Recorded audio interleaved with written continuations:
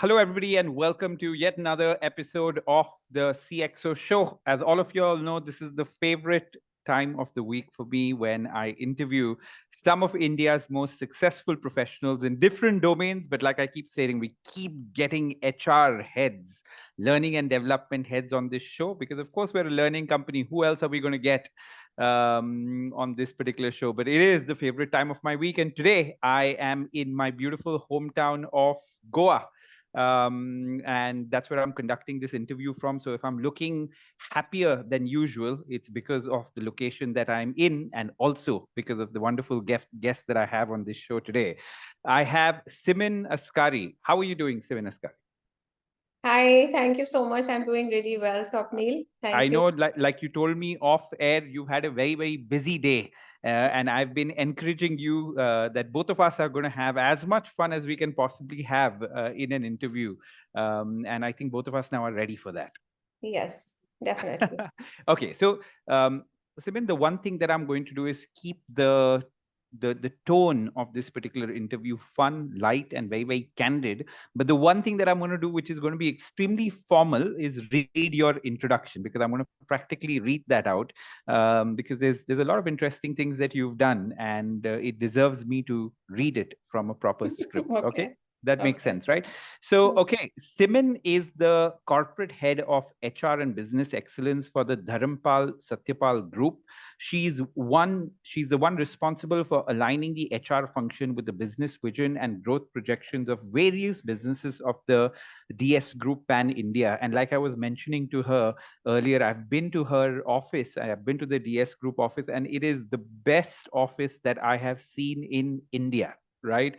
It is so tasteful, it's so wonderful, and it was such a pleasure for me to be there. And everybody from the DS Group was such pleasant hosts to me. I had a wonderful lunch in your particular canteen. That was unlike most lunches that I have in corporate canteens. The food was spectacular, and I had a lovely panna, I think, I'm for. so glad you had a great experience here. Yes, it Oh, is one of the best offices that I've ever worked as well. yes, And yes. I think thanks to that, even though we are not sitting in Goa, I'm still Yeah. very happy sitting here in this office. Yeah. Yeah. True, true, true. I would be very, very happy. I couldn't get over how beautiful that office was, right? And that's why I want to keep coming and keep coming for lunch Yes, sure. the next time, right? So Simin is a veteran in the HR industry, having over 3 decades of experience in HR, spanning across sectors like media, retail, and manufacturing. Her core competencies include managing HR strategy, workforce planning, succession planning, training and development, industrial relations, and performance management for a diverse and dynamic workforce. Prior to joining the DS Group, Simin was associated with organizations like the Times Group, Wave Rebel, and Apollo International. She's always been passionate about creating a shared purpose among all stakeholders and fostering a culture of collaboration, innovation, and diversity. An alumni of IIM Ahmedabad and Aligarh Muslim University, Simin has leveraged her international exposure and extensive travel to develop a deep respect for diversity, age, and gender sensitivity. Right? Welcome to the show, Simin, and I'm so happy to have you on it.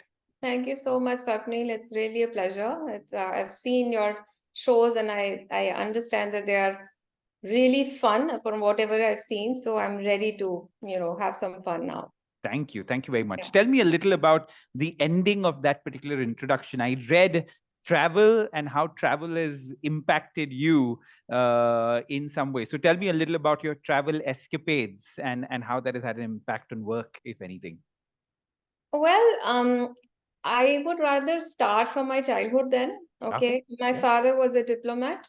Okay. And so I spent a considerable, and he was a Persian expert. So he was based out of Afghanistan, Iran, Tajikistan, so all Persian speaking countries.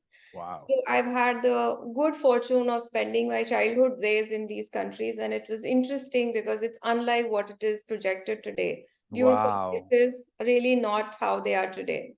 Yeah. And after getting married again, I married and with my actually a very close friend of mine, and who Mm, still remains a friend actually. mm, And so we traveled a lot, mm, and he is an entrepreneur. So mm, his work took him to various countries, and I accompanied him in most places. So those travels actually helped me understand different cultures, even my, upbringing. I was always surrounded by people from different cultures and different ethnicities, different beliefs, different religions. And that actually got ingrained into the person that I am today. Mm, Really understanding another person's point of view when it comes to different thoughts, different cultures, because not all of us can think alike, and we shouldn't mm. actually. So I think that really has impacted the way I've, become as a professional now. Yeah, I can imagine, right? So, the one thing that I constantly think of, and please comment on that, right? The importance of travel is often underestimated by people. Yeah, that's number one, just travel. And also the importance, I guess, Simin, of actually living in different places, right? There's one thing where you just travel as a casual tourist sometimes, which helps, no doubt about it. And I think it's important for everybody, but actually staying put in different places is a whole different impact, where you feel like that particular city, the people from there, and that is a totally different vibe, if I may call it that. Yes, I completely agree. You sort of understand their points of view, you understand their way of living, and then you kind of appreciate it. There's so much of diversity in the world, and Yeah. if we do not travel, we are kind of depriving ourselves of that experience, frankly. Yeah, and I think I haven't actually lived in different cities, but I've traveled quite extensively across the world. And what strikes me every time I travel is how similar we all are, although we may seem so different from the Yeah, outside, right? Somebody may wear a certain attire which may look very different from yours, but in the end, we all want the same things in some way or right, the other, right? So right, that's such right, an interesting insight that I always have when I travel. right. Simon, walk me through your journey to becoming HR head of this prestigious organization that's doing so well.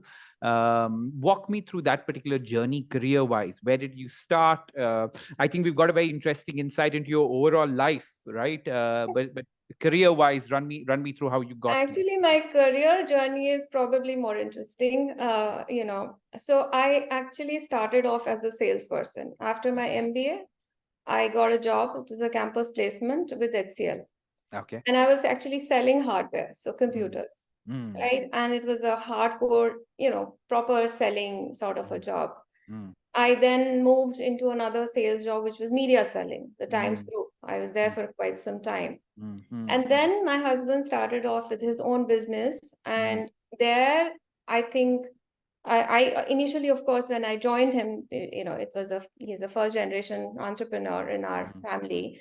So I joined him, and the first role that I got was obviously sales and business development, because that is Yeah, what I was doing. And I yeah, used to accompany him, understand the requirements, deal with the buyers, stuff like that. yeah. But then the factory started growing larger.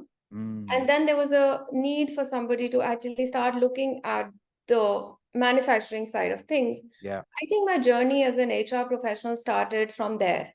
got So it. I looked at initial bit was everything. So business development, finance, looking Mm, at mm, various things of the around for the business. But then later on started moving towards the factory management, the contract labor, the compliances, the management of the white collar as well as the blue collared workers there. mm, And then as the business started growing, then making sure that our people are happy, they understand why, so maybe having schemes like incentives for them, profit sharing schemes for them. Unknowingly, I think I started mm, moving towards these things which were more HR centric, and mm. I started enjoying that. And Got then, it. of course, I started upgrading myself, because you really can't work in HR unless you know the laws, the labor laws, the Yeah, nuance and all of that. So yeah, some things I think came from instinct, and some, of course, from the way I evolved. I actually yeah. got an opportunity with Apollo after that. So, Got it. they were looking for a head of HR. And for me, I think that was a great step. I think uh, there, the managing director and the chairman now, vice chairman now, Mr. Raja Kanwar, he I really would appreciate the way he kind of welcomed me into the organization and gave me that space to experiment and to be able to, manage that business. Yeah. It was again diversified businesses which were not just in India but abroad.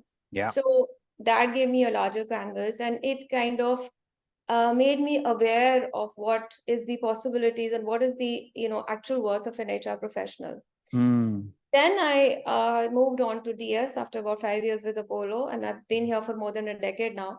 Mm. This journey again has been extremely interesting. My bosses have been very supportive. Mm. There's a lot that HR is doing, and thanks to my bosses who've always supported, our initiatives, what we want to do. They've always wanted us to be more people-centric and be able to become that agile organization we are, and which is now reflecting obviously in the way we have grown as an organization.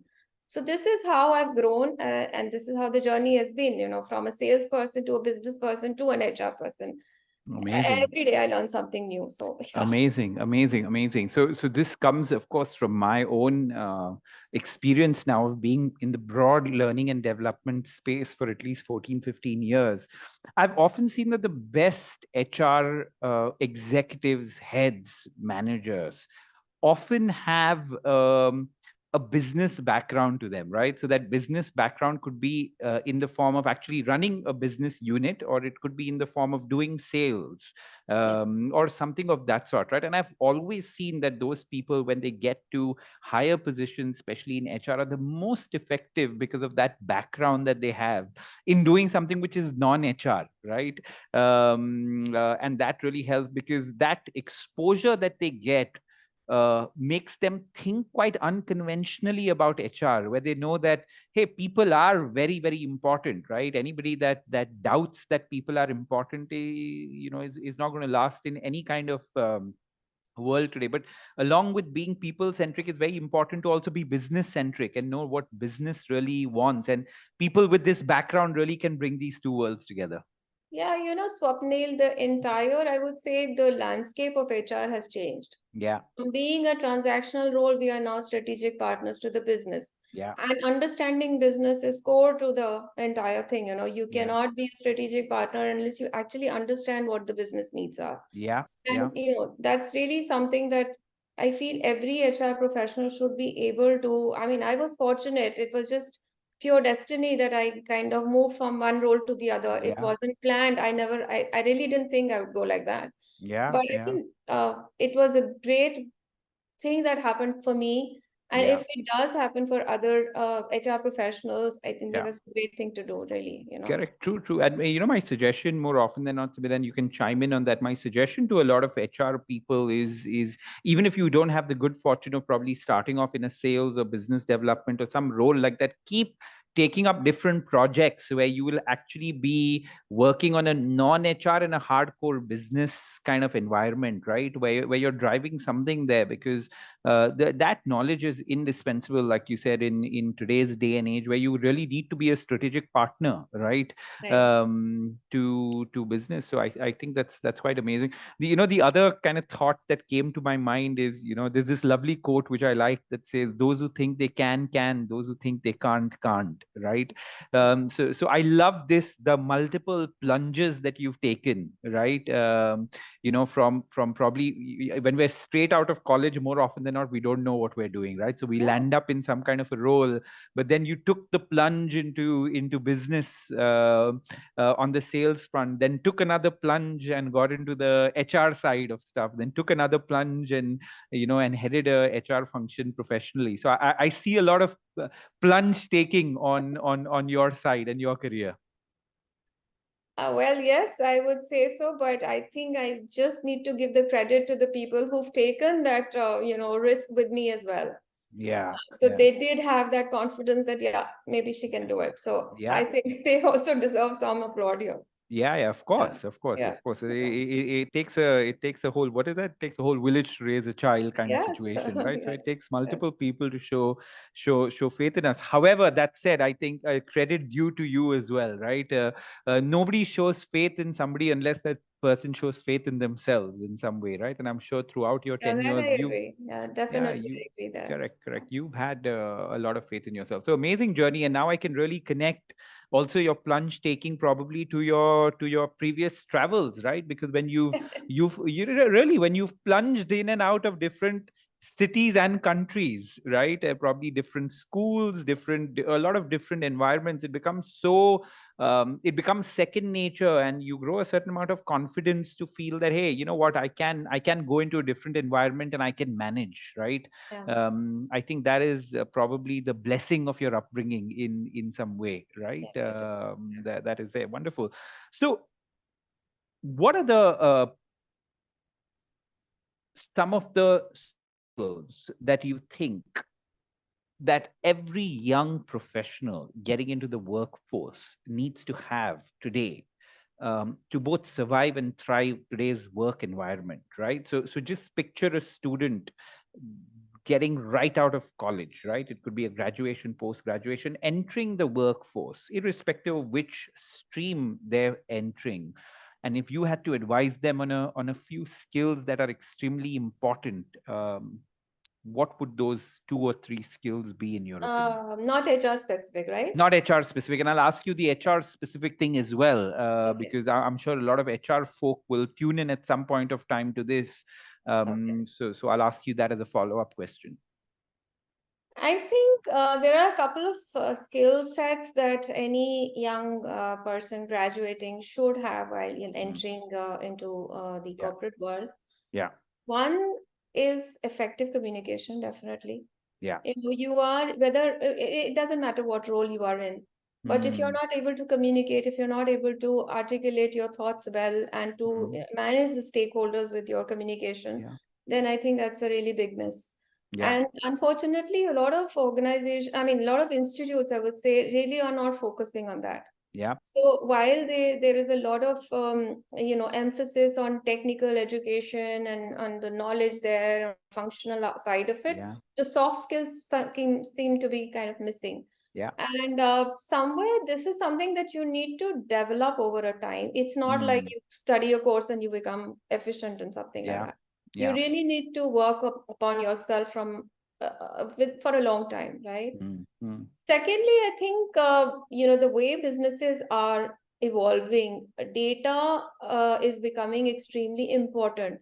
So, mm, being data centric and being data driven for all your decision making is going to be extremely important, and therefore, feel that every student passing out should have some understanding of analytics, of data driven decision making, of how to interpret data, some sort of analysis, that has to mm, happen.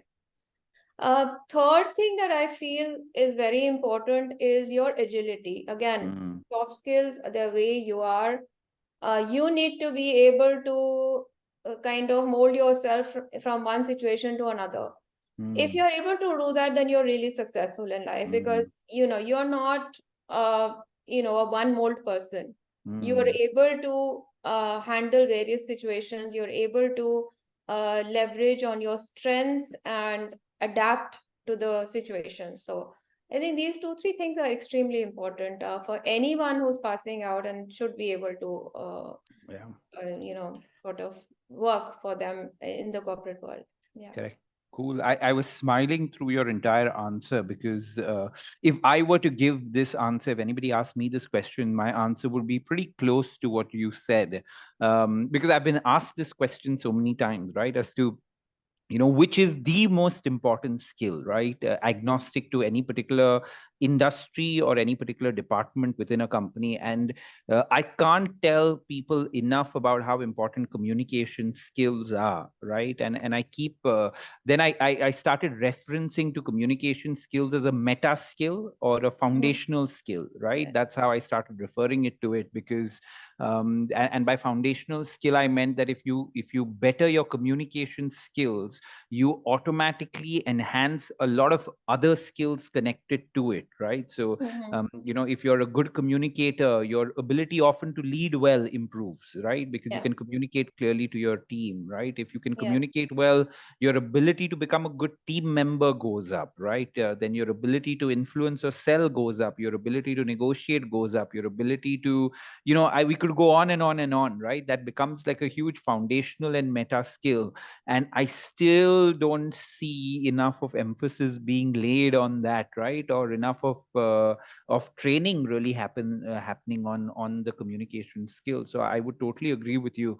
The second thing that you spoke about, which is data centricity, and again, I had a huge smile on my face because learning develop every time I do a learning and a meeting with one of my customers, I can't sometimes I feel like I'm being evangelic about it, right? But I keep talking about the importance of data literacy across the company, right? And I mean from the literally the frontliner to the CEO. You get what I'm trying to say? Each one of them needs to be data literate, which is their ability to analyze data, the ability to take decisions based on data, the ability to visualize data, the ability to data storytell in some way, right? Each one of these components has become so critical in the modern workplace, right? Because every meeting after meeting, people will ask you, hey, show me the data, right? you Yeah. you were in a bunch of meetings the whole day today, and I'm sure data played such a critical role in it, and yet nobody worth their salt is really trained on this particular subject, right? And I think that's very important. And of course, agility, right? Because things are changing so often, Simon, and I'm sure you'd agree with that, right? Whether it's a large company, things are changing very, very quickly. Whether you're working for a startup, things are changing very quickly. Things are changing quickly within your department, right? That often. Mm-hmm. So I think these 3 points that you laid are wonderful points.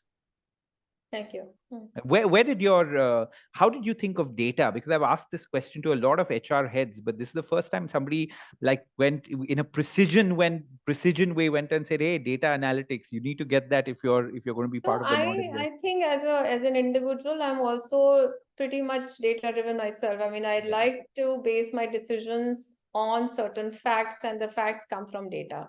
correct. So if somebody is able to present data, then I'm ready to change my whole opinion as well. I Mm, am not fixated on my ideas, and I really yeah, want decisions, and that's how the businesses actually work as well. yeah, yeah. If we are to be true strategic partners to the business, then we must understand the various nuances of the business, and that comes from Yeah, data. yeah. you know how the sales happening, what SKUs are selling better, what is the problem there, is the finances, are the finances in place, how Mm, are the people working, who's performing, who's not. Everything is data driven ultimately. yep. How do you take your decisions without actually looking at that data? It's not based on your perception or the way you think it aisa ho sakta hai. That doesn't happen. Mm, You really mm, need to figure that out. And I don't know how, but I've heard a couple of people who've taken up HR, and I've asked, why have you taken up HR? And they said, we really didn't like maths, and mm, we didn't want to get into finance or something. So HR seemed to be more people centric, and that's why. But I mm, mean, I really beg to differ. HR is one yeah. place where you actually look at data day in and day out. And there's no need to be afraid of maths or afraid of the numbers. You Mm, really, and there's so many tools actually that help you. So you really don't have to do everything on your own. You just need to have that insight. Okay, if I have to look at certain things, what are the matrices I have to monitor? yeah. And that comes from data. Yeah. So, Yeah. It's so interesting, right? Because I had again a big smile because in the past, if you think of it, Simin, that it was a great answer that somebody would give saying, यार मुझे ना finance पसंद नहीं है, मुझे ये uh, पसंद नहीं है, मुझे लोगों से बात करना बहुत पसंद है, so I uh, will join HR, right? And the yeah, modern HR role is so not like that, right? It's yeah, so not यार मुझे लोगों से पसंद है बात करना, right? You can't be in that mold anymore. yeah, And you definitely, like you said, need to be data driven, whether you're HR or whether you're any other department. But the old mold of HR doesn't work anymore. I think yes, both of it us would doesn't. agree Yeah. with that. Tell me, I'm sure all these 3 things that you mentioned are important for a young HR professional as well, entering the workforce. But give me your top ups to this particular answer. If I'm an a young HR professional entering the workforce? Beyond these three things, what else do you want from me? Well, as an HR professional, besides, of course, understanding the business, which is quite important, you should understand whenever you are going to an industry, understand what it is all about. Try to Mm, understand the business, the nuances of mm, the business first before you actually start taking decisions or people yeah. decisions there. But as an HR professional, I think what is also important is to be empathetic. So having Mm, emotional intelligence, understanding the employee needs, concerns, fostering some sort of trust, cooperation between teams. That's mm, very important. So empathy and emotional intelligence are very important, I would say qualities for an HR person. mm, Data driven, I've already said that yeah. yes, I think anyone and everyone should be. Mm, But one thing that HR professionals don't do, and especially young ones, is that they do not understand the importance of networking. mm, And that's also something that I feel is very, very important. There's a lot of knowledge out there. mm, you know there are a lot of professionals from whom you can sort of understand, and you can better yourself as a human being and as a professional only if you interact with people. mm, So networking, whether it is within the organization or outside, is extremely important. You are mm, able to manage the stakeholders better if you are good mm, at networking. I think mm, these things are, besides the usual that you should have. You should be able to build strong relationship. You should be data driven. You should embrace technology. I think that's also something very important. mm, Again, if we live in such a fast paced world, there's so much happening around us. mm, We need to be able to not just understand new technology, but also be able to embrace it. Don't be afraid of things. Don't be afraid of learning. mm, I think I am the happiest when I am learning something new. mm. I feel that, okay, this is something I didn't know, and I'm like, okay, 3 decades, so I'm quite old. Yeah, but but learning something new always excites me. yeah. So that is something that should be there, I think, within every HR and professional.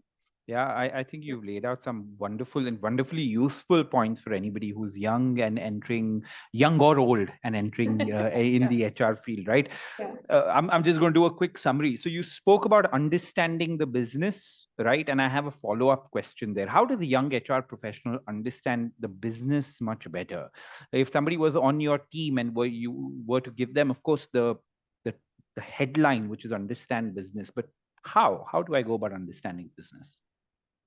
Okay, so I think that's easier said than done. I agree there, but Mm, it's not impossible. And mm, the way to do about it is, go and interact with people of different functions. mm, Understand what they do. mm, First of all, I mean, wherever you are joining it, when I take an induction of the young people who come into the organization, mm, most of them have not even understood the vision statement of an organization. mm, So if you don't do that, if you don't really do a research, you don't do a background, mm, a sort of a check, okay, what place am I going? What is the industry all about?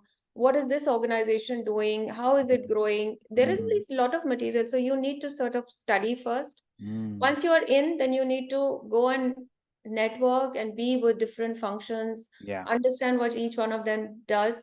yeah, Only if you are able to put yourself in their shoes, that's when you actually start understanding the business. yeah. So for me, I think the first step for any professional in any function, actually, and that I'm saying is because I still consider myself as a salesperson, to Mm, go into sales. yeah, Where the yeah, action is, there's where the revenue is generated. That's what will tell you all about the business. yep. So if you're able to do that, I think you've understood the business. Yep. I was just going to say that once you finish this Yeah. answer, right? I was just going to say that for me, the most direct way of anybody understanding a business well, and I think as a mandate, this should be done. That, and a lot of companies, like if I'm not mistaken, companies like HUL already do something like this, right? Where when they have a new person coming in, they do an entire rotation. Even if they're meant for an HR function, they don't start with HR, right? They go into So we different also have a departments. program like that. You finish Yeah, it and I'll tell you about it. yeah, Yeah. yeah, yeah, yeah. Yeah. But I think that is so critical to get an understanding of Yeah. business, right? Because go wherever you're closest to your customer is the best way to understand business well, right? So if you're in Right. the FMCG space, hey, go and talk to your final consumer, go talk to your distributor, go talk to your retailer, right? Go talk to all these people, and you'll get a true sense of the business, right? If Right. you're say if you're the HR in charge of the logistics department, hypothetically, right, go and sit close, where their business is happening, where they're talking to their vendor partners, where they're talking to their suppliers, so on and so forth, right? So the closer that you are to your final customer, or as an HR person, even your final customer, I think that becomes the best way to know the business, and not really sit in your AC office in some way, right? Absolutely. Yeah, Absolutely. you were saying about your program or something Yes, that we you're have a doing. program. We call it the DSACE program, Yeah. right? And this is a program where we get in fresh graduates, with some lateral experience as well sometimes, but Mm, graduates from the top institutes of the country. mm, And these guys are actually taken through a 6 month induction yeah, where they go through everything. So all like manufacturing stints, they'll have yeah, sales and distribution stints, they'll yeah, have the core functions, the support functions. So they will sit with finance, marketing, HR, yeah, IT, yeah, understand what each one of them is doing, and then yeah, finally be placed, in either with a department head or business head or a director, yeah, in strategic roles and yeah, also certain operational roles. So yeah, that actually gives them an idea of the entire organization. We are a yeah. diversified organization. We have Mm, several different kinds of business. Each mm, business has a peculiar, requirement. And mm, unless you really go through all this rotation and understanding, you really yeah, don't get it. So, yeah, so yeah. that's how we've designed it. Yeah. Yeah, and it's so crazy, and I'm sure you'd be able to relate given your sales experience as well. Often in business, things that may seem so similar off the face aren't similar, right? Not Two at all. products that may seem very similar in nature, and yet one will totally take off and be a massive success, and the other one, where you think you're in a way replicating the same ones, won't succeed, right? And that's how business is, right? And the closer you are to your final customer, I think, and that's a wonderful program that you have, right, of encouraging people to actually do that. So for me, I think that's the number one thing, right, in terms of actually understanding business. And all HR people, right, go talk to your sales Yes. sales colleagues, right? Go on the field, do that, and that would really matter. I used to work at L'Oreal at one point of time, Simin, and it was almost mandatory, and I was in a marketing role, and it was Mm. almost mandatory for us once every quarter at least, if not more, to go on the field with the salespeople, right? Because otherwise we were just making our marketing strategies and everything from AC offices in Bombay, where our customer is somewhere in Ludhiana. Simin, so you spoke about empathy and emotional intelligence being an important kind of trait, or a behavior that needs to be incorporated by a young HR professional. So, how does one go about building this skill of empathy and emotional intelligence? Empathy is, something that you can experience only if you're putting yourself in somebody else's shoes. So Yeah. essentially understanding their point of view. And I Mm, think the way to start developing that quality is by active listening. mm, you know um that I think is the first way, that you would be able to understand somebody's point of view if you are non-judgmental, if you're mm, actively listening, if you're asking open-ended questions to mm, people, and mm, then sort of understanding their point of view. mm, mm. For me, I think listening is very important. There are Yeah. many times when we talk a lot and we Mm, really don't listen enough. yep. Yep. So Yep. yeah, I've learned that the hard way myself actually. But Mm. I've been told a number of times that you speak a lot, but I think I actually developed that the habit of listening now more. So as I Mm. said, learned the hard way, but I think that's really important. Yep, Really. yep, yep, yep. Yeah. So at one point of time, a long time back, when I used to do a lot of training programs, we did a 1 day training program with the National Stock Exchange with a lot of their people just on listening skills, right? Yeah. Yeah. Literally a 1 day program, and it was so interesting for me to do that. And I, as a matter of fact, learned so much about the subject of listening, Mm. as to how listening is both a skill and also an attitude, right? Yeah. There's a skill Yeah. element to it, but there's also an attitudinal element to it in terms of listening with an open mind, right? That's an attitude Mm. that you need to have. But or on the other side, nodding your head is a little bit of a skill that you need to develop when it comes Yeah. to listening, right? And I think that combination, there's a beautiful quote that says, "Speak in a way where people want to listen to you, and listen in a way where people want to speak to you," right? So I Yeah. think a good communicator can do both extremely well. Yeah, I mean, if you are listening to somebody, then the other person should actually feel that you're listening. They should Mm, have that confidence that whatever they've said, you've actually grasped it and you've mm, actively listened, yeah. and you're actually understanding their point of view, right? Yeah, yeah, yeah, yeah. And I'd share very often, I'd ask people to think of, who they thought was the best listener they knew in both their profession. This was an exercise that we ran, right? Who's the best listener that you know in your professional life? And who's the best listener that you know in your personal life, right? And anybody that you thought of in these two worlds, more often than not, would be somebody that you're close to, right? Which is Yeah. so interesting, Yeah. right? Yeah. Even in your personal side, your best listener would be somebody that you're close to. On the professional side, the best listener would be a colleague that you're very close to, or a boss that you treat like a mentor, or a subordinate that's the best performer, right? Right. So it's so interesting how much power kind of good listening can have, and you don't even need to open your mouth, right? And yet Yeah. you can do so much. I also like your other points of saying, hey, ensure that you're networking, which is constantly talking to different people, as an HR professional, a cross section of people within your company. You spoke about embracing technology as a important part of being an HR professional, and of course, last but not the least, the importance of learning, right? I think people can tell when an HR professional is a constant learner themselves, or just paying lip service to learning, right? And I've seen often the best HR professionals are the ones that take learning very, very seriously.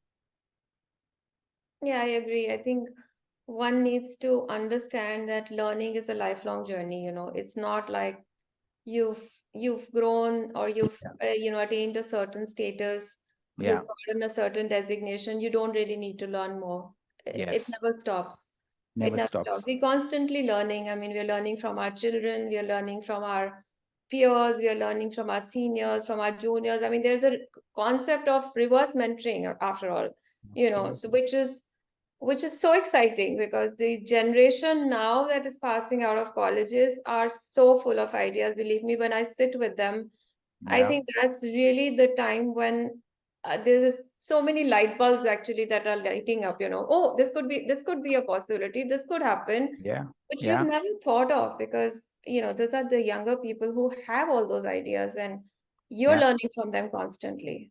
Yeah. Absolutely. Sleep smarter than you woke up every day, right? That's my mantra in life. Sleep at Yeah, night smarter than you woke up. And any day where you feel like that is a great day, it's right? a great day. Where you Yeah. you slept. And yeah, the thing with Simin, I'm sure you'd agree with that, right? So when you're a constant learner, you're constantly feeling young for some reason, right? Yes, I Right? Because agree. I don't know what that connection is between feeling young and learning in some way. Right. But I think it's also like, there's a beautiful quote that says, wisdom is knowing how much you don't know, right? Yeah. And I just feel the more you learn, the more you realize you don't know. And maybe there is something about that not knowing that makes you feel a little young. Yeah. And the worst kind of people in general, but especially HR people to meet are the know-it-alls, right? They feel And like, you know enough of them, so yeah, yeah. absolutely, right, Yeah. absolutely. Yeah. Yeah. And just I know I'm going, I'm belaboring on this subject, but I think the combination that you spoke about of being a good listener along with a good learner is so important for an HR person. And I loved how you brought these two things together, because you need to, in a way, treat every conversation that you're having with a stakeholder by being a good listener and also being a good learner of what his problems or challenges are. Right? You get my point of what I'm trying to say. So you Yeah. need to enter that conversation saying, hey, I want to listen and I want to learn as to what your challenges are. I don't want to come with my preset solutions, answers, rules, regulations on what can happen, but I want to find a solution through listening and learning, right? So I think you wonderfully brought those things together. Simon, what have you seen as pre and post COVID? How has the world changed from an HR lens? Tell me a little more. Tell me two or three things that are really standing out, or is it all the same? And this is a question that I, Definitely I not the love. I same. love asking HR people this because they have such a great lens on this thing. So tell me about pre and post COVID. A lot, I think, for HR has changed. Yeah, HR was at the center of everything during the COVID pandemic. yeah, HR professionals were the ones who were actually responsible for the entire business operations running up and yeah, running. yeah, There's a lot that has sort of changed, and definitely a lot for the better. yeah. For one, for as an example, is definitely the use of technology. Mm, A lot of things that we wanted to do, we aspired, we kept pushing the management. Let's introduce this, let's introduce, for example, virtual interviews. Let's do virtual meetings. Why do we have to fly in people? Why do we have to waste so much time? That all, just the pandemic sort of just made it happen, mm, right? So technology and the use of technology and the adaptation towards mm. that. So people who never worked from home or were not able to use technology were able to do that, right? Second, I think it is COVID also helped put HR at the helm of affairs. So Mm, we kept saying, we are this department is important, or we are strategic partners, or we want a seat at the table or whatever. COVID actually made it happen. So we were the ones everyone was coming to, mm, for whatever. And I think HR professionals across the world, they performed their best during this period. yep. They actually were valuable to organizations. Mm, They were the ones who were not just helping the operations run, but also comforting people, yeah. making them feel safe, making sure that the employees are equipped with whatever they wanted, and in whichever possible way. Mm. So yeah, things have changed definitely. Yeah. Yeah. And what have you seen as the changes from a workforce point of view? Have you seen any behaviors that are clearly post-COVID behaviors in the workforce? I think people have started valuing life more, and Mm, valuing the idea that they need to have a life beyond work. mm, So there was a time when a person would come in and very proudly sit through till 9, 10 in the night and then go back and nothing. Now mm, everybody's like, I have a family back home. I need mm, time for them. I need time to enjoy. I need time off. And they understand that, anything can happen, and I would have missed, just enjoying life. I would just grow old yeah. without really enjoying it. Yeah. Look at you sitting in Goa enjoying there, right? Yeah.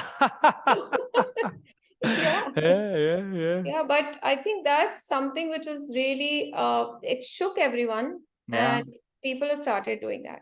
Yeah. Second is, a lot of people are now considering contractual work, Yeah. project based, gig economy, for Yeah. example. So they are fine with not having full-time roles. Mm, They're mm, fine with changing jobs when they want to. They're fine with stopping and saying, okay, I need a break. I need 2 years mm. to spend with my family. They're all fine with that. And I Yeah. think organizations are also going to be fine with that. Yeah. If there is a career gap, why is there a career gap? Because, oh, well, I just needed time off. Yeah. And I think we are going to be fine with people Yeah. saying that at the end. Yeah. So that's what's changed. You know, Simin, it's so crazy because I've now kind of done quite a few episodes of this show, and just my even off-air interactions with a lot of HR folks. When I ask them this question about the change in the workforce post-COVID, every person says the exact same thing, right? Which is the first question, thing that you spoke about, that people are valuing a life a lot more, and it's being seen through a better work-life balance in some way, right? However, Yeah. people may like to define that particular thing, but there is a value for the now. There is a value for family time. There is a value for taking that vacation that you wouldn't probably prioritize otherwise, Yeah. and prioritizing a lot, and which I think is a huge positive, right? Yes. Because I think that one of the things, and I have no experience of working in the Western world or the world outside, but often I would hear from people there, like in places like Australia, where people have always been like that in some Yeah. way, right? Where they have tried to balance things out a lot more, and I'm glad to see that people are doing that, and therefore organizations in a way will be compelled, in a way, to change themselves to adapt to this particular behavior. But I think that's a characteristic change that I've seen across the board with every HR professional, including in our own company, because we're quite large in size as well, right? So I think that's a great one. And also the other thing that you spoke about, right? I think there's a little more confidence that people have, Hmm. in saying that, hey, this is how I want to structure my career, Yeah. right? I don't want to do it the conventional way, but I'm very happy, like you said, taking a break if required and coming back, or choosing slightly more unconventional paths to career success, right, as defined by them. So I'm glad that this change is being seen far and wide, Yeah. Yeah. right? Because it's an important one. My final question for you, Simin, is around your own leadership, right? You lead quite a big team, I'm assuming, at your organization. So, as a leader, how do you lead teams effectively? What would be your two or three things that you could share that helps you? Um, so I like to lead by example, Mm, right? If I am saying something, I'd rather do it myself and show that, okay, this can be done and this is how you do it. mm, I like to walk the talk. I don't want to just preach and say, okay, you do it, and I'm a leader. I don't really have to. mm, I like to do it like that. So mm, I think that's one. Um, Second, I think the way I lead my teams and the way I want them to function is by empowering them and by delegating work. So mm, I want people to take ownership, and that can't happen if I take everything and I put it close to my heart and not let mm, people function the way they want to. mm, mm, So empowering my team and delegating work, I think that's the second thing. mm, And third is that I'm quite okay when people fail. mm, I'm okay with somebody coming and say, "Okay, ये गलती हो गई. Yeah, this is wrong. mm, This is something that I've done wrong, or this is how I failed." I am okay with that. mm, I mm, don't. I mean, you learn from your mistakes. One mistake is fine. If you repeat it, then there's a problem. But if you yeah, learn from that mistake, then I'm really happy yeah, that you've actually yeah, faced that. yeah, So that's probably how I, function with my teams. yeah, I like to communicate clearly. At least I think I do that. So mm, I am quite uh, upfront with what I want. I don't like to mince words and sort of go mm, around and tell a story. Maybe it's a plus or a minus, I don't know, but that's how I am. yeah, yeah, And that way, I think if I am clearly communicating what are my expectations, I expect yeah, the other person to just take an ownership and say, okay, ठीक है, आपने बता दिया, this is what will be done. And I don't yeah, want to like following up with people. So I've given you enough authority. Please go ahead. If you want to make a mistake, I'm fine with that. Just come and tell me mm, that this is what has yeah, happened. So yeah. yeah, that's it. Yeah. Yeah, I think all the points that you shared, you're very precise with your points, but all of them are quite valuable, right? Because I think leading by example, I think nothing is more important than that, Yeah. right? One of the things that my biggest learning as a parent, I have a 5.5-year-old, and is so many things that you can see at home are often same things that you see in office, right? So the biggest way, in a way, is you set the example and they follow in some way, Yeah. right? Whether they're your children or whether they're your team members in some way, right? I think it's a universal thing around that. I'm always for the power, like you mentioned, of empowering people and delegating a little more than people can chew, right? And that grows people's confidence in such a big way. Yeah. And that's possibly the biggest favor you can do to someone, right? By delegating something to them which is important, right? And of course, being a clear communicator is very, very important. I think that's a common theme in all kind of professional success, whether you're an individual contributor or an HR leader or just a leader in general. Simin, any last words for people listening to this particular interview? Did you have a good time to start with? Was this the best Yes. time of your day? Yeah, I think I can safely say this was the best time of the day. Yeah, good. Definitely, yes. Yes. Last words, well, um, I really don't know how to sort of, but I think since you are a learning platform, I think I should Yeah. definitely touch upon the learning aspect of it. Yeah. I think my last words to any professional who's listening in is to continue learning, Yeah. to make sure that you're updating yourself, to make sure that you are constantly learning something new Yeah. and you're evolving. That's how you're going to keep adding value to whatever department, function, business that you are, Yeah. working in. So I think that's one.